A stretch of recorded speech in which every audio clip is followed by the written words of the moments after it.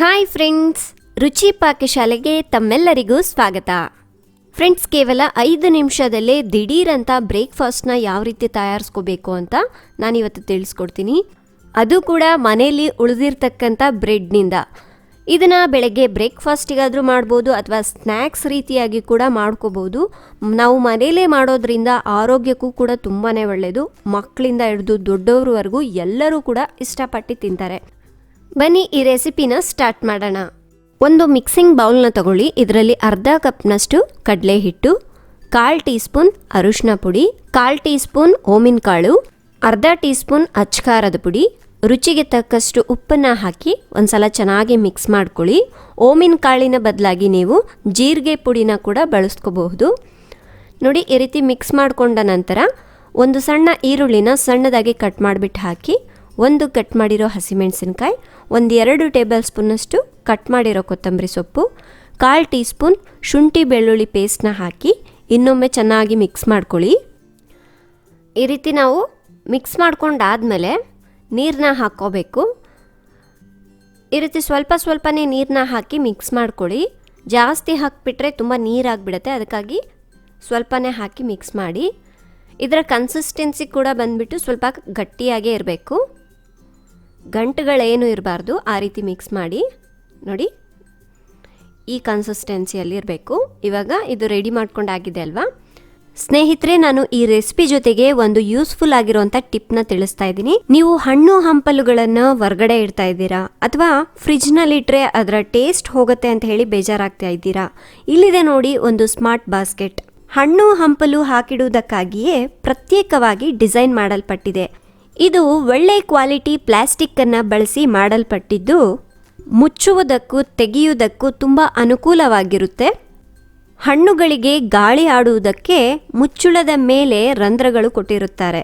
ಇದು ಪ್ರತ್ಯೇಕವಾಗಿ ಡಿಸೈನ್ ಮಾಡಲ್ಪಟ್ಟಿದೆ. ಇದನ್ನು ನಾನು ShopGನಲ್ಲಿ ತಗೊಂಡಿದ್ದೇನೆ. ನೀವು ಕೂಡ ತಗೋಬೇಕು ಅಂದರೆ ಕೆಳಗಡೆ ಡಿಸ್ಕ್ರಿಪ್ಷನಲ್ಲಿ ಲಿಂಕ್ ಹಾಕಿರ್ತೀನಿ, ಒಮ್ಮೆ ಚೆಕ್ ಮಾಡ್ಕೊಳ್ಳಿ. ಇದು ಮಾರ್ಕೆಟ್ಗಿಂತ ಅತಿ ಕಡಿಮೆ ಬೆಲೆಗೆ ನಮಗೆ ShopGನಲ್ಲಿ ಸಿಗುತ್ತೆ. ಹಾಗೆ ನೀವು ಅವರ ವಾಟ್ಸಪ್ ಗ್ರೂಪ್ಗೂ ಕೂಡ ಜಾಯ್ನ್ ಆಗ್ಬೋದು. ಡಿಸ್ಕ್ರಿಪ್ಷನಲ್ಲಿ ಲಿಂಕ್ಸ್ ಇರುತ್ತೆ, ಚೆಕ್ ಮಾಡಿ. ನಾವು ಸ್ಯಾಂಡ್ವಿಚ್ ಬ್ರೆಡ್ ಆದರೂ ತೊಗೋಬೋದು ಅಥವಾ ನಾರ್ಮಲ್ ಬ್ರೆಡ್ ಆದರೂ ತೊಗೋಬೋದು. ಇದರಲ್ಲಿ ಈ ರೀತಿ ಅದ್ಬಿಟ್ಟು ಎಲ್ಲ ಕಡೆನೂ ಅಪ್ಲೈ ಮಾಡ್ಕೋಬೇಕು. ನೀವು ಆದಷ್ಟು ಬೇಗ ಮಾಡ್ಕೋಬೇಕು, ಇಲ್ಲ ಅಂತ ಹೇಳಿದ್ರೆ ಬ್ರೆಡ್ ಎಲ್ಲ ನೆಂದುಬಿಟ್ಟು ಮೆತ್ತಗಾಗ್ಬಿಡುತ್ತೆ. ನೋಡಿ, ಈ ರೀತಿ ಸ್ಪೂನ್ನ ತೊಗೊಂಡ್ಬಿಟ್ಟು ಎರಡೂ ಕಡೆನೂ ಅಪ್ಲೈ ಮಾಡ್ಕೊಳ್ಳಿ. ನೀವು ಬೇಕಿದ್ದರೆ ಬ್ರೆಡ್ನ 2 ಪೀಸ್ ಮಾಡಿಬಿಟ್ಟು ಕೂಡ ಈ ರೀತಿ ಅಪ್ಲೈ ಮಾಡಿಕೊಂಡು ಹಾಕ್ಬೋದು, ಅಂದರೆ ನಿಮಗೆ ಈ ರೀತಿ ಕಷ್ಟ ಆಯಿತು ಅಂದರೆ. ಸೊ ನೋಡಿ, ಈಗ ಎರಡೂ ಕಡೆ ಚೆನ್ನಾಗಿ ಅಪ್ಲೈ ಮಾಡಾಗಿದೆ ಅಲ್ವಾ. ಒಂದು ಪ್ಯಾನ್ನ ಕಾಯ್ಲಿಕ್ಕಿಡಿ. ಪ್ಯಾನ್ ಚೆನ್ನಾಗಿ ಕಾದ ನಂತರ ಇದಕ್ಕೆ 1 ಅಥವಾ 1.5 ಟೇಬಲ್ ಸ್ಪೂನಷ್ಟು ಎಣ್ಣೆನ ಹಾಕಿಬಿಟ್ಟು ಸುತ್ತಲೂ ಈ ರೀತಿ ಅಪ್ಲೈ ಮಾಡ್ಕೊಳ್ಳಿ.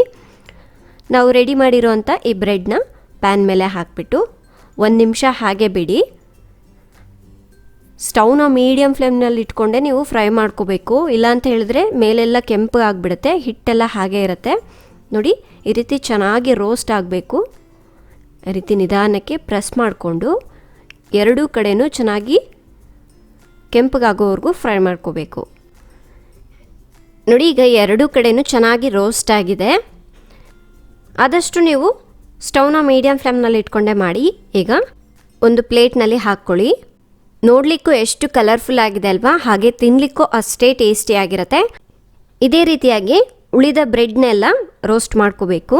ಫಸ್ಟ್ ಈ ರೀತಿ ಎಣ್ಣೆನ ಹಾಕಿ ಅಪ್ಲೈ ಮಾಡಿಕೊಂಡು ಆನಂತರ ಬ್ರೆಡ್ನ ಹಾಕ್ಕೊಂಡು ಎರಡೂ ಕಡೆಯೂ ರೋಸ್ಟ್ ಮಾಡ್ಕೊಳ್ಳಿ. ಎಣ್ಣೆ ನಿಮಗೆ ಜಾಸ್ತಿ ಬೇಕು ಅಂದ್ರೆ ಹಾಕೋಬೋದು ಅಥವಾ ಕಡಿಮೆ ಬೇಕು ಅಂದರೂ ಹಾಕೋಬೋದು. ನೀವು ಬ್ರೆಡ್ ತೆಗೆದ್ಮೇಲೆ ಎಣ್ಣೆ ಜಾಸ್ತಿ ಇದೆ ಅನಿಸಿದ್ರೆ ಟಿಶ್ಯೂ ಪೇಪರ್ ಮೇಲೆ 1 ನಿಮಿಷ ಹಾಕಿದ್ರೆ ಎಣ್ಣೆ ಎಲ್ಲ ಹಿರ್ಕೊಂಬಿಡುತ್ತೆ. ನೋಡಿ, ಬಿಸಿಯಾದಂಥ ಸ್ಯಾಂಡ್ವಿಚ್ ರೆಡಿ ಆಗಿದೆ. ನಮ್ಮ ಚಾನಲ್ನಲ್ಲಿ ಇನ್ನೂ ಹಲವಾರು ರೀತಿಯಾದಂಥ ಸ್ಯಾಂಡ್ವಿಚ್ಗಳಿದೆ, ಒಮ್ಮೆ ಚೆಕ್ ಮಾಡಿ. ಈ ರೀತಿ ಮಧ್ಯದಲ್ಲಿ ಕಟ್ ಮಾಡ್ಕೊಳ್ಳಿ. ನೋಡಿ, ಮೇಲೆಲ್ಲ ಕ್ರಿಸ್ಪಿಯಾಗಿ ಒಳಗೆಲ್ಲ ಸಾಫ್ಟಾಗಿ ಬಂದಿದೆ. ಮಕ್ಕಳಿಗೆ ಈ ರೀತಿ ಡಿಫ್ರೆಂಟ್ ಆಗಿರೋದನ್ನ ಮಾಡಿಕೊಡಿ, ತುಂಬ ಇಷ್ಟಪಟ್ಟು ತಿಂತಾರೆ. ನೀವು ಇದನ್ನು ಟೊಮೆಟೊ ಕೆಚಪ್ ಜೊತೆ ಸರ್ವ್ ಮಾಡ್ಬೋದು, ಸೂಪರ್ ಆಗಿರುತ್ತೆ ಟೇಸ್ಟು. ನೀವು ಕೂಡ ಮಿಸ್ ಮಾಡದೆ ಒಮ್ಮೆ ಟ್ರೈ ಮಾಡಿ ನೋಡಿ ಫ್ರೆಂಡ್ಸ್.